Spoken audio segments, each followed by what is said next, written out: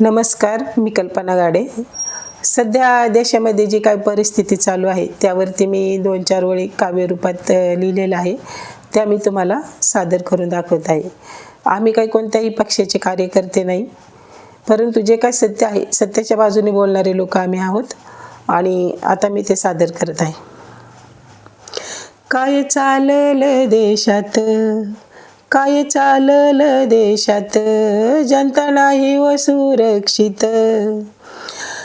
काय चाललं देशात, जनता नाही व सुरक्षित। गुंडागर्दी, बलात्कार, मर्डर रोज होतात देशात। गुंडागर्दी, बलात्कार, मर्डर रोज होतात देशात। मुलाबाळांचे रोजच होते येथे अपहरण। मुलाबाळांचे रोजच होते येथे अपहरण।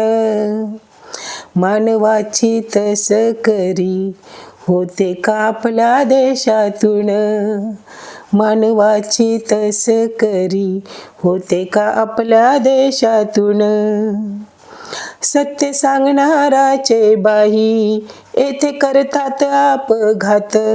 सत्य सांगणाराचे बाई येथे करतात अपघात। सत्याच्या बाजूने लढण्यासाठी, सत्याच्या बाजूने लढण्यासाठी तुम्ही या हो मैदानात।